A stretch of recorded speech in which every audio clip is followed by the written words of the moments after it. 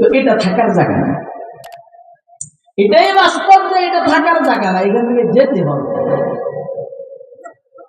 যাওয়ার শুরুটা হইল মৃত্যু দিয়া। কি দিয়া বলে? আমি ফাঁকে দিয়ে আপনাদেরকে আরেকটা কথা শুনে, আমি যে ওয়াজ দিয়ে শুরু করছি, এ ওয়াজ আমার মনে হয় দীর্ঘ 15-20 বছর ভিতরে আর করিনি না। আমার খেয়াল হয়েছে এটা হঠাৎ করে যায় যে ওয়াজটা করি। এই জন্য আপনারা ধরে নেন যে হুজুর খুব আন্তরিকতার সহিত কিছু কথা বলার নিয়ে করছে।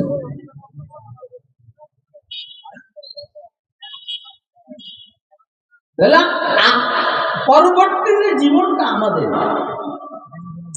এই পরবর্তী জীবনের শুরু হবে আমাদের মৃত্যু দিয়ে। কি দিয়া?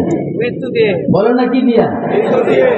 ইনশাআল্লাহ যার মৃত্যুটা ভালো হবে তার সামনের দিকের মঞ্জিল গুলো ভালো হবে। যার মৃত্যুটা খারাপ হবে, অর্থাৎ কবর থেকে যদি বেশ কম হয়, তো সামনের দিকে কেবল ধাক্কা খাইতে খেতে যাইতে থাকে। আপনারা কি আমার কথা শুনতেছেন? বুঝতেছেন? কে কে বুঝতেছেন? একটু হাতে দেখান। সবাই মানে স্টেজের ভুলে আমি বলবো না, এটা তো বড় মানুষ, যারা আমার মতো ছোট এদেরকে আমি বলছি। কথা শুনতেছেন তো? বুঝতেছেন তো?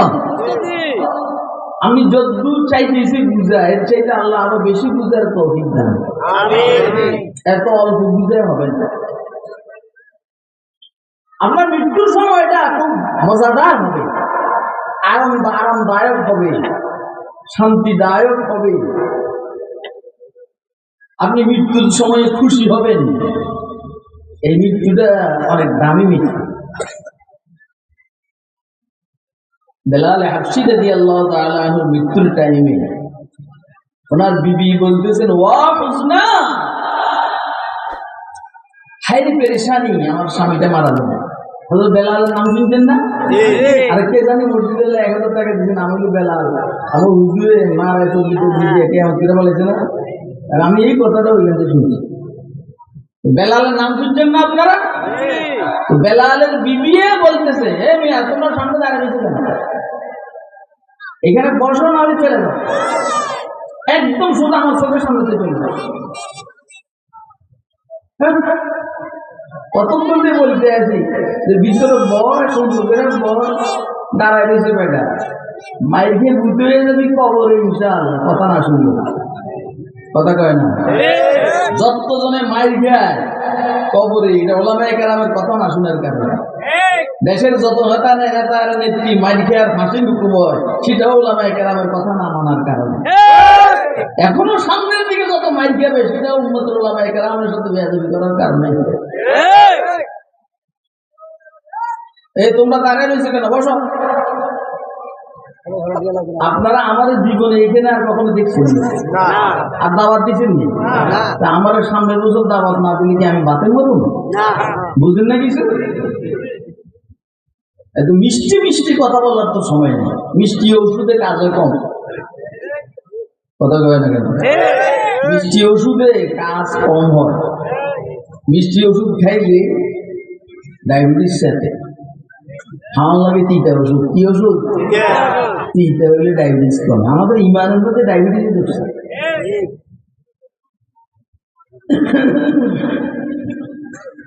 কি যেন বলতে চাইছিলাম বলেন তো?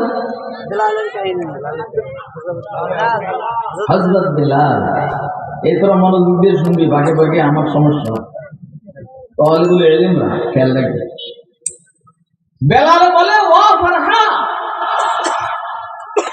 বেলালের বিবি কয়, ওয়া হুজনা, হায়রে পেরেশানি, আমার স্বামীটা মারা যাবে। বেলাল বলে যে এটা বললো না, ওয়া হুজনা, এটা বললো না, বলো ওয়া ফারহা, হায়রে খুশি, মজা, খুশি। কেন মৃত্যুর সামনে খুশি মজা? তো বেলালকে জিজ্ঞেস করলাম, আপনি এত খুশি কেন?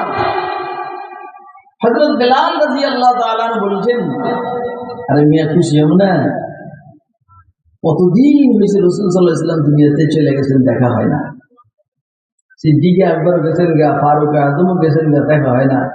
আমি আজকে মরবো, তো কালকেই তো ওনাদের সাথে দেখা। গাদান নালকাল আহিব্বা মুহাম্মাদান ওয়া হিজবা, গাদান নালকাল আহিব্বা মুহাম্মাদান ওয়া হিজবা। আগামী কালকেই তো বন্ধুদের সাথে দেখা হবে, অর্থাৎ মুহাম্মদ সাল্লাল্লাহু আলাইহি সাল্লামের সাথে দেখা হবে।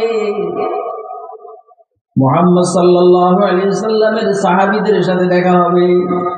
বলেন না, আমরা যখন কবরে যাব আল্লাহ রাসূলের সাথে দেখা হবে না? আর কথা কয় না? খুশি না বেজার? আরে এই জন্যই তো মারা দরকার, এই জন্যই মারা যাওয়ার দরকার। আপনাদের একটু জিজ্ঞেস করি তো, আল্লাহ রাসূলকে দেখতে কার কার মনে চায়? হাতে দেখান।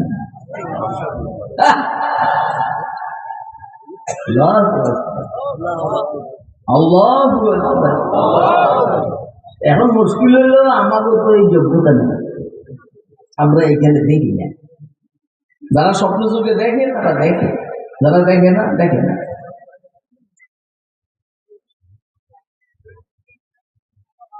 আপনি বুঝেন না যে এখানে ফজিলত হলো মান যারা কবরি ওয়াজাবাত লাহু শাফাআত, যদিও হাদিস দুর্বল হয় কিন্তু হাদিস সঠিক। হুজুর বলছেন কি যে আমার কবরকে জিয়ারত করবে তার জন্য আমার সুপারিশ ওয়াজিব। এখন এই দেশের থেকে কাদিয়ানীরাও যায়, নাম পরিবর্তন করে হজে। কাদিয়ানীরা তো কাফের, কাফের না? কথা কয় না?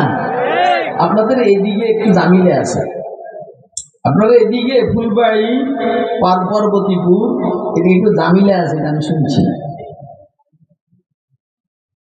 এদিকে খ্রিস্টান মিশনারির কাজ, কাদিয়ানীদের কাজ। রাজধানী ঢাকা থেকে এটা একটু দূরে।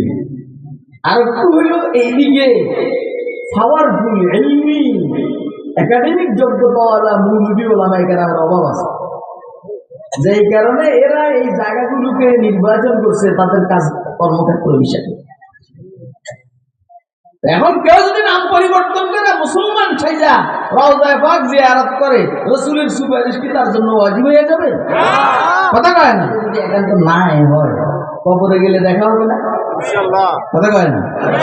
হবে নি? এটা খুশি না? খুশি। বুঝেননি আপনারা আমার কথা? তাহলে মৃত্যুটা কি খুশির জিনিস না দুঃখের জিনিস? হ্যাঁ, যারা আমরা বঙ্গবন্ধুকে নিয়ে রাজনীতি করি তারা যদি বঙ্গবন্ধুকে দেখে খুশি হবে না? কথা কয়। যারা আমরা জিয়াউর রহমানকে নিয়ে রাজনীতি করি তারা জিয়াউর রহমানকে দেখলে খুশি হবে না? এমনি রাজনীতি হারামও খুশি হবে না। আর আমরা যারা মোহাম্মদ রাসূলুল্লাহকে নিয়ে রাজনীতি করি আমরা ইনশাআল্লাহ মোহাম্মদ রাসূলুল্লাহকে দেখলে খুশি হব ইনশাআল্লাহ। এই জন্য আমরা মৃত্যুরে খুব ভালো পাই। রোজ কাজী মঞ্জিল বেরা বেরাওয়াম,